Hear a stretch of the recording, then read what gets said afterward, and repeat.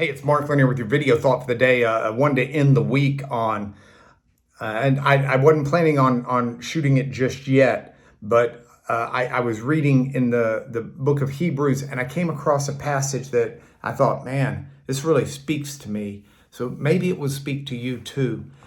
The book of Hebrews is a New Testament book, and it's probably originally a sermon that was preached in the early church. And it was an effort to teach the early believers that they had in Jesus the fulfillment of the promises of the Old Testament, the promises that God had made to Abraham and to Moses and to so many others.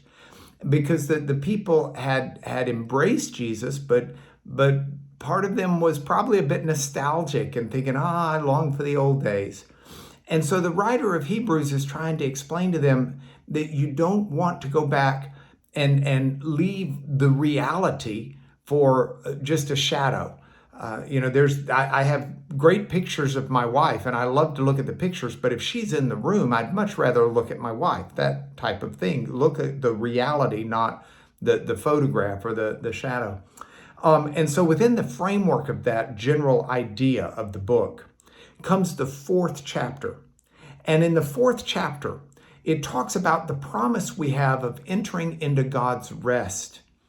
Because in Christ, as I talked about earlier this week, we have an opportunity to share in the rest, R-E-S-T, of God. Not like we get part of it and now we get the rest, but as in the relaxation, the R&R, the fact that in this world we've got so many struggles and so many burdens and so many problems, but in Jesus we find the rest and the security that comes from being loved unconditionally, from someone having power even over death itself, for someone who knows our thoughts, knows our shortcomings, and cares for us beyond measure.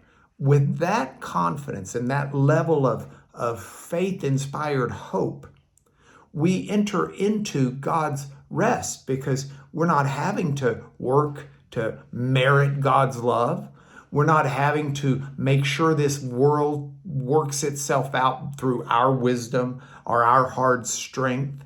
We are on the team that can do it. But here's the thing, that good news of this rest of God had been preached in the early church, preached to those early believers as we talk about it here in the video thoughts for the day and in our life. And then the writer says this. He says in verse 2, for just as the good news came, just as it did to us, it came to them, the message by which they heard, the good news, the message, did not benefit them because they weren't united by faith with those who listened. They weren't believing. I mean, you can have the good news of what it means to follow God and what it means for God to change your life. But if you don't unite with that in faith, you don't believe, you don't trust in it, it's not really going to do you that much good. Oh, you might feel like, hey, everything's going to be okay when good things are happening.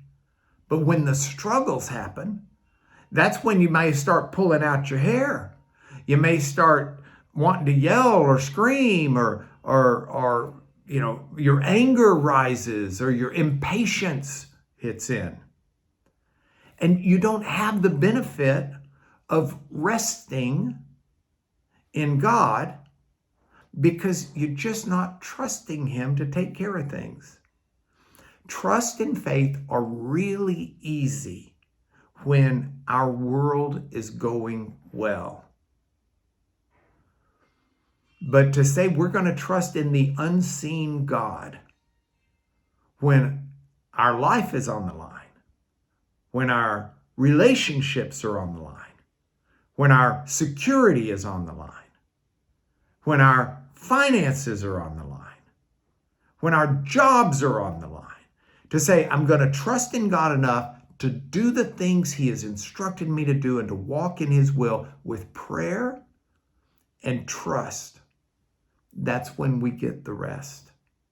So I want to be like one who gets the rest. I don't want to be like someone who hears but doesn't unite with faith and doesn't enter into the rest of God. I need his rest. And I'll bet you do too. That's your video thought today.